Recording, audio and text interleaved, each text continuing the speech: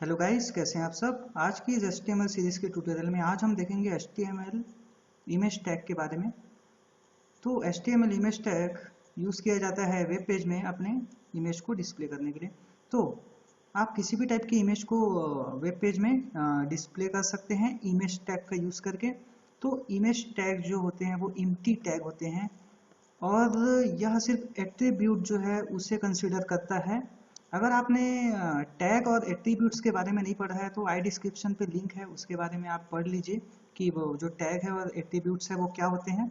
और इसका जो है एम्प्टी टैग जो होते हैं उसका जो है वो क्लोजिंग टैग नहीं होता।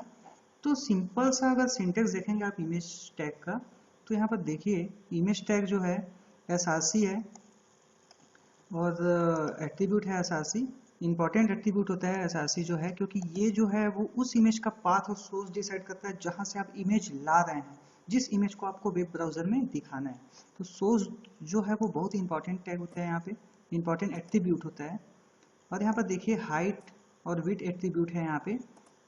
तो इसका देखिए डायमेंशन 180 300, तो ये ऑप्शनल है।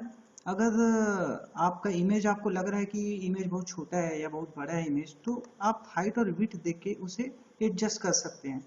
ALT टैग के बारे में अगर आप देखेंगे तो वो जो है इमेज के जगह पे एक अल्टरनेटिंग टेक्स्ट होता है। अगर आपका इमेज गलत है या फिर इमेज का नाम गलत है सोर्स में, या फिर आपका इमेज वो मौजूद ही नहीं है जहाँ पर आपने सोर्स में जो नाम लिखा हुआ है, तो उसके जगह अल्टरनेटिंग टेक्स्ट ये दिखने लग जाता है। अब जैसे कि हम यहाँ पर देखेंगे एट्रीब्यूट्स ऑफ HTML टैग। तो जैसे कि मैंने बताया SRC और ALT जो होते हैं वो सबसे ज़्यादा इम्पोर्टेंट एट्रीब्यूट होते हैं यहाँ पर HTML इमेज टैग के। और कितने और क्या क्या होते हैं ये हम देखते हैं। तो SRC जो होता है SRC एट्रीब्यूट सबसे ज़्यादा ज़रूरी होता है यहाँ पे, क्योंकि सोर्स और पाथ डिसाइड करता है ये इमेज का कि वो इमेज कहाँ से आ रहा है ना। और ब्राउज़र को वो इंस्ट्रक्शन देता है कि उसके हाइट और विड्थ के हिसाब से उसे वो ब्राउज़र में शो कराता है SRC एट्रीब्यूट जो है। अब ALT एट्रीब्यूट्स क्या होते हैं। ALT एट्रीब्यूट्स ऐसे एट्रीब्यूट्स जो, अगर आपका इमेज का नाम गलत है, आप जहाँ से इमेज ला रहे हैं वो अगर आपका जो नाम आपने गलत कर दिया, तो क्या है उसकी जगह एक अल्टरनेटिंग टेक्स्ट दिखता है वहाँ पे। विड्थ एंड हाइट जो टैग होते हैं उसे हम इमेज का विड्थ और हाइट डिसाइड करने के लिए यूज़ किया जाता है। अब एग्जाम्पल पे हम यहाँ पर देखेंगे कि एग्जाम्पल में मैंने यहाँ पर HTML5 फोल्डर के अंदर HTML इमेजेस नाम का एक फोल्डर और बनाया हुआ है।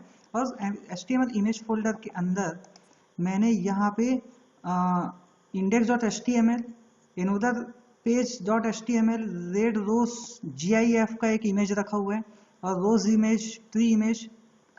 और यहाँ पे IMG फोल्डर मैंने बनाया हुआ है, उसके अंदर मैंने एक इमेज और रखा हुआ है red-new.jpg। और इसे मैंने VS कोड में यहाँ पर खोला हुआ है। देखिए VS कोड में index.html मैंने यहाँ पर लिखा है फाइल। और जैसे कि आप देख सकते हैं कि यहाँ पे मैं सिंपली यहाँ पे जाता हूँ और कोड को जो है कॉपी करके मैं यहाँ पर इसे पेस्ट कर देता हूँ।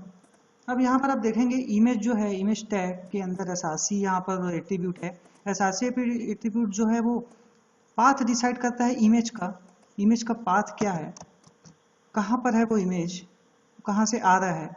इसका वो हाइट एट्रीब्यूट होता है इमेज का हाइट और विड्थ डिसाइड करने के लिए। और ये ALT होता है एट्रीब्यूट। अगर आप इसे ब्राउजर में अभी देखेंगे तो आपको कुछ ऐसा दिखेगा ये, जिसका विड्थ है आप 300 पिक्सल और जो हाइट है 180 है।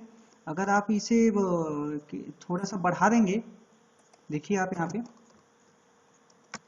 अगर इसे 400 कर देते हैं आप, देखिए उसका विड्थ जो है वो बढ़ जाएगा। ये ऑप्शनल है, अगर आप इसे नहीं भी लिखेंगे तो उसका जो इमेज है कुछ ऐसा आपको दिखने लग जाएगा। तो सबसे पहले यहाँ पर एक चीज़ और देखते हैं। अगर आप यहाँ पे आप अगर अपने नाम पे गलती कर देते हैं, जैसे कि यहाँ पर रोज और JPG यहाँ पर लिखा हुआ है, अगर रोज डॉट जेपीजी को अगर आप यहाँ पर रॉन्ग लिखते हैं यहाँ पे एसआरसी में, तो आप जस्ट देखिए यहाँ पर क्या होगा। देखिए यहाँ पे रोज यहाँ पे लिखा हुआ आ रहा है, यहाँ पर जो रोज है ये यहाँ पे लिखा हुआ आ रहा है। एक मिनट, यहाँ पर ये वाला कॉमा आएगा। अब देखिए ALT में जो टेक्स्ट लिखा हुआ है यहाँ पे, वो आपको जो है वो दिखने लग जाएगा। जैसे कि आप जैसे ही यहाँ पर रिफ्रेश करेंगे, देखिए रोज इमेज यहाँ पे आपको दिखने लग गया है। यहाँ पे रोज इमेज आप जो है विथ को 3 टाइप से आप वैल्यू उसका दे सकते हैं। जैसे कि आप इसे 180 जैसे लिखें, ये बाय डिफॉल्ट ये पिक्सल में ही होता है। अगर आप इसे पिक्सल भी ऐसे लिख देंगे तो भी आपके इमेज में कोई फर्क नहीं पड़ेगा। जो इमेज है वो आपको वैसे ही दिखने लग जाएगा। यहाँ पे एक मिनट, मैंने वो जो नाम है वो नहीं लिखा था अच्छे से। देखिए रोज डॉट जेपीजी है ये, और ये रोज जो है ये आ गया। अब यहाँ पर अगर आप रिफ्रेश करके देखेंगे तो देखिए आप को वो फिर से वैसा ही दिखने लग गया। और अगर आप इसे परसेंटेज में देंगे तो परसेंटेज के हिसाब से ये जो है वो दिखने लग जाएगा आपको। परसेंटेज यहाँ पर आप देंगे तो परसेंटेज के हिसाब से वो कैसे दिखेगा, आप देखिए परसेंटेज के हिसाब से कुछ ऐसा दिखने लग गया वो। अगर आप इसे 50% करते हैं तो वो फिर से अगर वो जो है वो कम हो जाएगा। यहाँ पे जस्ट ऐसा कुछ ये वर्क करता है। जैसा कि आप देखेंगे मैंने यहाँ पर कॉपी करके, ये दोनों को कॉपी करके मैंने कोड को यहाँ पे VS कोड में लाया हुआ है। तो यहाँ पर देखिए विथ और हाइट वाला ये था, आपने देखा विथ और हाइट का जो कॉन्सेप्ट है वो देखा आपने। लेकिन विथ और हाइट के अलावा आप यहाँ पर स्टाइल एट्रीब्यूट जो है वो यूज कर सकते हैं। यहाँ पर भी आप देखिए स्टाइल एट्रीब्यूट के अंदर हमने विथ और हाइट यहाँ पर दिया हुआ है। विथ फिर कॉलन, उसके बाद ये पिक्सल में 500, फिर हाइट जो है वो 600 यहाँ पर दिया हुआ है। और यहाँ पे जो है मैं यहाँ पर इमेजेस यूज कर रहा हूँ। यहाँ पे इमेज रोज -new डॉट जेपीजी, देखिए यहाँ पर यूज स्टाइल एट्रीब्यूट। अगर आप इसे ब्राउजर में देखेंगे तो देखिए ये कुछ ऐसा दिख रहा है। यहाँ पे यूज स्टाइल एट्रीब्यूट, उसके नीचे इमेज है यहाँ पे आप देखिए। और इसे अगर हम चेंजेस करना चाहेंगे, जैसे कि हाइट उसकी ज़्यादा लग रही है, इसे कम करेंगे 400 पिक्सल यहाँ पर कर देंगे। तो 400 पिक्सल करेंगे तो उसकी हाइट जो है वो कम हो जाएगी। तो ये है स्टाइल एट्रीब्यूट। स्टाइल एट्रीब्यूट ये ज़्यादा सही रहेगा। और आने वाली CSS क्लास में हम स्टाइल एट्रीब्यूट के बारे में और अच्छे से पढ़ेंगे कि एक्चुअल में एक CSS होता है, इनलाइन CSS ये होता है। देखिए इमेजेस इन एनोडल फोल्डर, मतलब कि आपका जो इमेज है वो किसी और फोल्डर पे है, तो उसे आप कैसे एक्सेस करेंगे इसे हम देखते हैं। तो सिंपली यहाँ से मैं कोड यहाँ पर कॉपी कर लेता हूँ यहाँ से, और उसे यहाँ पे रखता हूँ मैं। और यहाँ पे लाने के बाद हम सिंपली देखते हैं कि जो यहाँ पर इमेज है वो एक फोल्डर img यहाँ पर लिखा हुआ है। देखिए यहाँ पर मैंने img एक फोल्डर बनाया हुआ है। उस फोल्डर के अंदर एक इमेज है रोज -new डॉट जेपीजी। तो देखिए वो एक फोल्डर के अंदर है, और उसे एक्सेस करने के लिए मैंने पहले फोल्डर का नाम लिखा, उसके बाद बैकस्लैश देके मैंने उस इमेज को मैंने यहाँ पर ला दिया है। ठीक है, अब उसे अगर हम ब्राउज़र पे देखेंगे तो ब्राउज़र में देखने के बाद आप क्या पाएंगे कि वो जो इमेज है यहाँ पर देखिए, ये जो इमेज है वो आपको दिखने लग गया है यहाँ पे ये। और अगर आप इसका हाइट और विड्थ दे देंगे, जैसे कि मैं सिर्फ विड्थ दे रहा हूँ, विड्थ के हिसाब से ये हाइट को भी एडजस्ट कर लेता है। जैसे कि मैंने यहाँ पर दे दिया 50%, अगर मैं यहाँ पर देता हूँ तो 50% देने के बाद आप इमेज का देखिए, ये देखिए उसके हिसाब से हाइट का एस्पेक्ट रेशियो भी उसी के हिसाब से यहाँ पर काम कर रहा है। तो सिंपली ये होता है सब फोल्डर, जो फोल्डर के अंदर एक इमेज है उसे हम कैसे एक्सेस करते हैं। अब देखते हैं इमेजेस ऑन एनोदर सर्वर और वेबसाइट। इसका मतलब ये है कि जो इमेज है वो सर्वर से आएगा या फिर किसी URL से वो आएगा। देखिए यहाँ पर you must specify an absolute URL in SRC attribute. अगर आपको एब्सोल्यूट URL और रिलेटिव URL के बारे में नहीं पता है तो एंकर टैग वाला आप वीडियो देख लीजिएगा, डिस्क्रिप्शन में लिंक है, तो वहाँ से आप इसे देख सकते हैं। तो आगे हम देखते हैं यहाँ पे इसे मैं इमेजेस में जैसे एग्जांपल में अगर हम देखेंगे, कॉपी करके मैं इसे लाता हूँ मैं यहाँ पे, तो आप देखेंगे कि यहाँ पे मैंने इसे लाया। अब अगर आप देखेंगे तो देखिए http डॉट कुछ ऐसा है, किसी वेबसाइट से आ रहा है। अब इसे अगर हम ब्राउज़र पे अगर देखेंगे तो ब्राउज़र में देखने के बाद आप देखिए ये ट्री वाला एक इमेज था मेरा, यहाँ पर देखिए ट्री लिखा हुआ, ट्री वाला ये बाय डिफ़ॉल्ट है वहाँ से आ रहा है। देखिए यहाँ पर इतना बड़ा इमेज हो गया है। तो आप इसे क्या है एडजस्ट कर सकते हैं, जस्ट स्टाइल कीजिए, स्टाइल, और उसका विड्थ जो है वो डिसाइड कर दीजिए। विड्थ आप लिख सकते हैं, परसेंटेज में लिख लीजिए, 50% उसे कर दीजिए। उसके साथ हाइट भी एक्सपेक्ट रेशियो से हाइट भी उससे एडजस्ट हो जाएगा। इसमें हमने 50% कर दिया तो देखिए इस टाइप से ये दिख रहा है। तो देखा आपने, ये एब्सोल्यूट यूआरएल का यूज़ हो रहा है यहाँ पे एसआरसी एट्रीब्यूट में। देखिए यहाँ पे, यहाँ से दूसरी जगह से वो आ रहा है। अब हम देखेंगे use image tag as a link. We can use an image as a link, और ऐसा करने के लिए हमें इमेज टैग को ए टैग के अंदर रखना पड़ेगा। जैसे कि मैंने यहाँ पर कॉपी करके इसे सिंपली यहाँ पर पेस्ट किया।